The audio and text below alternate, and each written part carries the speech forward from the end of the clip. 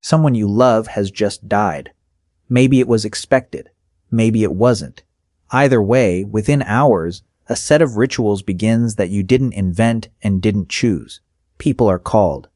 A body is handled by professionals you've never met. There are forms to fill out, decisions about burial or cremation, a service to plan, flowers, music, words. A whole infrastructure exists to receive your grief and give it shape. Now strip all of that away, every last piece of it. No funeral home, no death certificate, no clergy, no coffin, no florist, no one who does this professionally, because no one does anything professionally yet. Just you, your group, a body, and the crushing weight of not knowing what to do next. What did early humans do? Not in the abstract, not they probably did something, but specifically, practically, physically. What happened in the hours and days after one of them died? The answer is one of the most moving, most debated, and most surprising stories in all of human prehistory. And it starts with a question that sounds simple but isn't. When did humans start caring about their dead at all? Let's begin with what we actually know, because this is an area where the evidence is genuinely extraordinary, and the debates are genuinely fierce. The oldest unambiguous evidence of deliberate burial in the human fossil record comes from a site called Kafse Cave in Israel, dating to approximately 100,000 years ago. At Kafse, researchers found the remains of at least 15 individuals, including children buried in positions that appear deliberate. Some were placed in fetal positions. Some were buried with objects. A child's skeleton was found with deer antlers placed across its arms. These are not the remains of people who simply died in a cave and were left. They were arranged. Something was done with them on purpose. But here's where it gets complicated, because there are sites that appear to show intentional burial going back much further. The Cima de los Huesos, the Pit of Bones, in Atapuerca, Spain, contains the remains of at least 28 individuals, all Homo heidelbergensis, dating to roughly 430,000 years ago. All of them in a single deep shaft. No evidence of habitation nearby. No signs that predators dragged them there. Just bodies in a pit apparently placed there deliberately. Researcher Juan Luis Arzuaga at the Complutense University of Madrid has spent decades studying this site and argues it represents the earliest known example of intentional disposal of the dead, not burial in the modern sense, but a deliberate choice about what to do with a body, not leaving it where it fell, bringing it somewhere, doing something with it. But why? Why would early humans bother? This is the question that sits at the heart of the whole debate, because the answer tells us something profound about the kind of minds our ancestors had. The most obvious explanation is practical. A decomposing body is a health hazard. It attracts predators. It contaminates water sources. Disposing of it, whether by burial, moving it away from camp, or some other means, makes practical sense for a group trying to survive in close proximity. But here's the problem with the purely practical explanation. If it were only practical, we wouldn't expect to see the things we actually see in the archaeological record. We wouldn't expect the fetal positions. We wouldn't expect the grave goods, the objects placed with the body. We wouldn't expect the ochre, which appears at burial sites going back at least 100,000 years, coating bones and surrounding remains in red. You don't put red pigment on a body for practical reasons. You do it because it means something. And this is where the story becomes genuinely moving. Because what the evidence suggests, carefully, cautiously, with all the appropriate scientific uncertainty, is that at some point in our deep past, humans stopped seeing a dead body as simply a problem to be disposed of. They started seeing it as something that deserved to be treated with intention, with care, with meaning. That transition from body as practical problem to body as meaningful object may be one of the most important cognitive shifts in human history. It implies something about how our ancestors thought about identity, about personhood, about what a human being is. You don't treat a body with care unless you believe, on some level, that the person who was in that body matters even after they're gone. Let's look at what the burials actually looked like, because the diversity is extraordinary, and each variation tells us something different. At Kafse, The child buried with deer antlers is particularly striking. Antlers are not food. They're not tools. They're not practical. They're symbolic. The person who placed those antlers was making a statement about the child, about death, about what follows death, or about the relationship between the living and the dead. We can't know exactly what statement, but we know it was one. At Sungir, a site in Russia dating to approximately 34,000 years ago, 2 children were buried head-to-head in an elongated grave. They were covered in thousands of mammoth ivory beads, more than 10,000 beads between them, along with ivory lances, fox teeth, and other objects. The beads alone would have represented an extraordinary investment of labor. Researchers estimate it would have taken 10,000 hours of work to produce all of them. 10,000 hours. For a burial. For children who would never use them. What does this tell us? It tells us that these children were important, that their community valued them enough to dedicate an almost incomprehensible amount of labor to their send-off. It tells us about social structure, about leadership or status or spiritual significance. And it tells us that grief, 34,000 years ago, could express itself in ways that are recognizably human to us today. At Shanidar Cave in Iraq, something even more remarkable was claimed. When archaeologist Ralph Selecki excavated a Neanderthal burial site in the 1950s and 1960s, he found what appeared to be evidence of flower burial. Pollen grains clustered around the remains of a Neanderthal individual in patterns that seemed to suggest flowers had been placed with the body. He published his findings in a book titled Shanidar, the First Flower People, arguing that Neanderthals, not just modern humans, practiced ritual burial. This was explosive, because if Neanderthals buried their dead with flowers, it meant that the capacity for ritual mourning for symbolic treatment of the dead was not unique to our species. It predated us. It was something we inherited or evolved in parallel. The Shanidar flower burial has been contested for decades. Later researchers pointed out that the pollen could have been introduced by burrowing rodents, which cache flowers in their burrows. The debate continues. But what is not seriously contested is that Neanderthals did bury their dead. Multiple Neanderthal burial sites across Europe and the Middle East show clear evidence of deliberate interment. La Farasi in France, Kabara Cave in Israel, Teshik Tash in Uzbekistan. Neanderthals were doing something intentional with their dead for at least 60,000 years. This matters enormously. It means the impulse to treat the dead with care is not a modern human invention. It is older than our species. It may be one of the defining characteristics of the genus Homo itself. But burial is only one thing that could be done with a dead body, and the archaeological record shows that early humans did many other things too. Some of them are harder to sit with. Cannibalism. Specifically, mortuary cannibalism, the consumption of the dead as a ritual practice, not as survival necessity. Evidence for this appears at multiple prehistoric sites and in multiple cultural contexts. At Gough's Cave in Somerset, England, dating to around 15,000 years ago, human bones show clear signs of processing. Cut marks from defleshing, marks from marrow extraction, bone breakage patterns consistent with cooking. Skulls were shaped into drinking cups.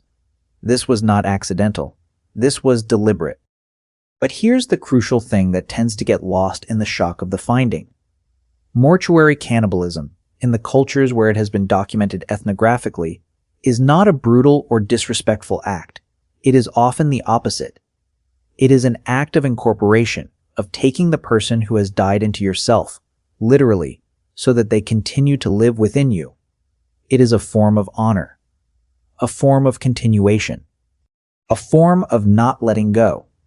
The four people of Papua New Guinea practiced mortuary cannibalism into the 20th century, consuming the bodies of their dead as an expression of love and respect. It was the women and children who ate, not the men, the closest family members incorporating their loved ones into themselves. When the practice was stopped, due to the epidemic of Kuru prion disease it was inadvertently causing, many Four people grieved the loss of the ritual itself as a loss of connection to their dead. This context doesn't make the Gough's Cave findings comfortable, but it does make them human. It reminds us that the question of what to do with a body is not one with a single universal answer. It is one that different groups of humans have answered in radically different ways, each answer shaped by a different understanding of what a person is and what death means. There is one more thing we haven't talked about yet that I think is the most important piece of the whole story. And it's not about what was done to bodies. It's about what happened around them. Grief. The experience of grief is not unique to humans. Elephants return to the bones of their dead and touch them with their trunks. Chimpanzees have been documented carrying the bodies of their dead infants for days or weeks, unable or unwilling to put them down. Dolphins have been observed supporting dead calves at the water's surface. Crows hold what appear to be vigils around dead members of their group. But human grief is different in at least one crucial way. Humans grieve not just for the individual in front of them, but for the absence that will continue. We mourn not just the death, but the future, all the conversations that won't happen, all the moments that won't come. We grieve for things that don't exist yet and now never will. This requires a kind of mental time travel, the ability to imagine a future and recognize its loss, that appears to be uniquely, or at least distinctively human. And the burial practices we've been discussing are, in part, a response to that kind of grief. Placing objects with a body, coating it with ochre, digging a grave, arranging the limbs with care, these are all ways of doing something in the face of an absence that cannot be undone. They are ways of saying, this person was here, and what happened to them matters, and we are not going to simply walk away. That impulse, to mark the dead, to honor them, to refuse to let their passing be unremarkable, is one of the oldest human impulses we can identify in the archaeological record. It predates art by hundreds of thousands of years. It may predate language in its modern form. It is, in some sense, one of the first things we did that was distinctly us. The next time you attend a funeral or place flowers on a grave, or simply think about someone who is gone, you are doing something your ancestors were doing 500,000 years ago, with different rituals, in different places, for different specific reasons, but for the same underlying reason, because the people we lose matter. And we have always known that, even when we didn't have words for it yet. If this one stayed with you, you know what to do. I'll see you in the next one. There's something else that deserves its own space in this story. The question of what early humans believed was happening when someone died. We can't read minds across 100,000 years. We can't know with certainty what an early human thought death was. But we have clues. And those clues point somewhere fascinating. The red ochre that appears so consistently at burial sites is one of the most important. Red, the color of blood, the color of life. Across cultures and continents, red pigment is associated with vitality, with the living force. Coating a body in red ochre may have been a way of giving the dead something they had lost: color, warmth, the appearance of life. Or it may have been a way of marking the passage, the transition from one state to another. Either interpretation implies a belief in something beyond simple biological death, a sense that what happened to a person wasn't finished when their heart stopped. The grave goods tell a similar story. Weapons placed with warriors, tools placed with hunters, food placed in graves. At multiple prehistoric sites, we find animal bones and plant remains that appear to have been deliberately placed with the dead, not as trash but as provision. Provision for a journey, for a continued existence somewhere else. You don't pack supplies for someone who you believe has simply ceased to exist. Researcher Paul Pettit at Durham University, one of the world's leading experts on prehistoric mortuary behavior, has argued that what we see in the burial record is consistent with early humans holding some form of belief in an afterlife, or at least in a continued existence of the person after death. Not necessarily an afterlife in any formal religious sense, but a sense that the dead were still in some way present, still part of the community, still deserving of care and relationship. This is a staggering thought. The oldest evidence of afterlife belief in the archaeological record stretches back at least 100,000 years, possibly much further, which means that humans were grappling with questions about what comes after death long before they built cities or wrote books, or organized religions. The question was not invented by philosophy or theology. It was lived first. In caves. In grief. In the choices made about what to do with a body in the dark. One more layer of this story that almost never gets told. The physical labor of early human burial.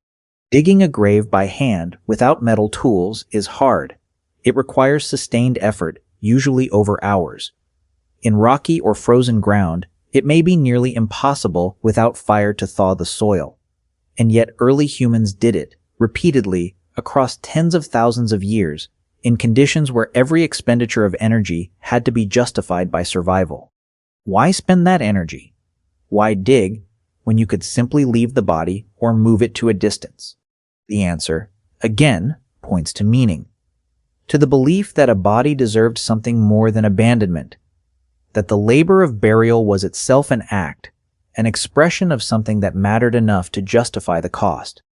There's a site in South Africa called Border Cave, dating to around 74,000 years ago, where the remains of an infant were found carefully buried with a perforated shell ornament, what may be the earliest known personal ornament placed with the dead.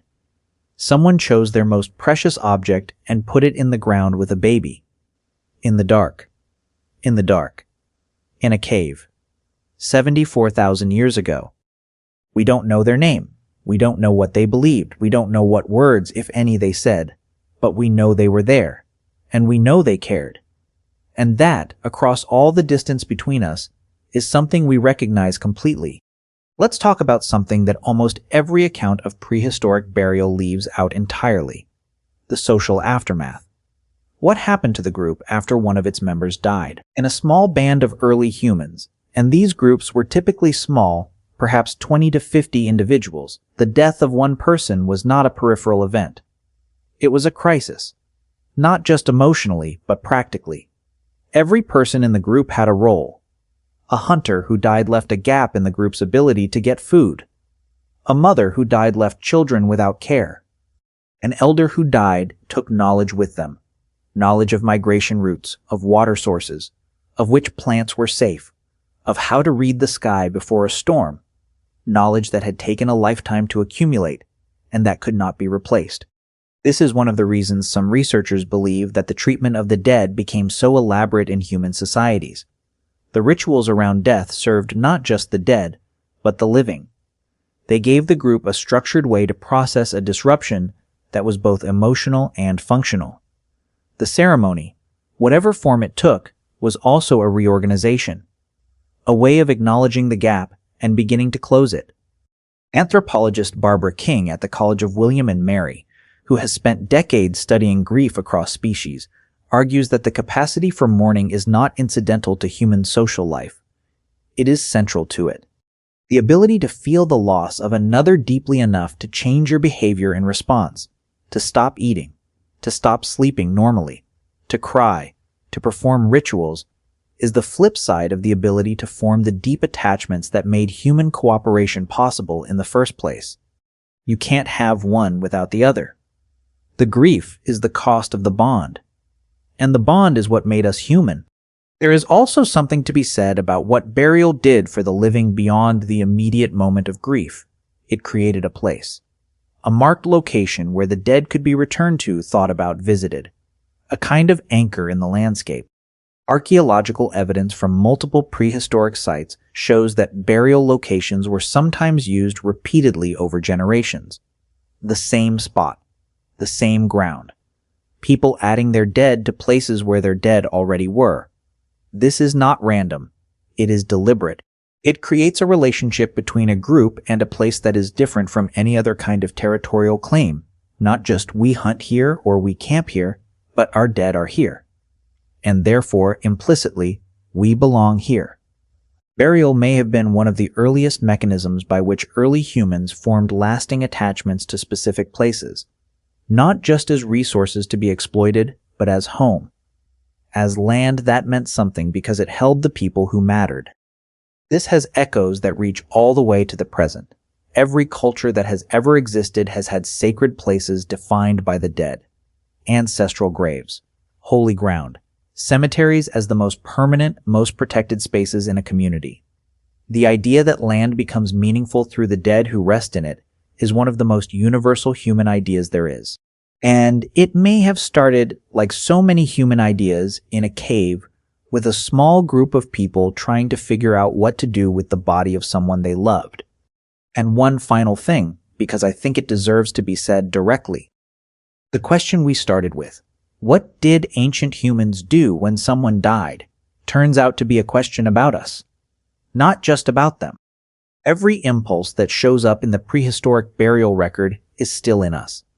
The need to do something with the body, the need to mark the place, the need to gather with others, the need to bring objects, to say words, to perform some action that transforms an absence into something that can be held, the need to believe, or at least to act as if, the person who is gone is still somehow present, still somehow reachable. None of this was invented by any religion or civilization. It was already there, already human, already ancient beyond measure when the first cities were built, when the first words were written, when the first formal theological systems tried to put language to something that had been felt and practiced for hundreds of thousands of years before anyone had the words for it.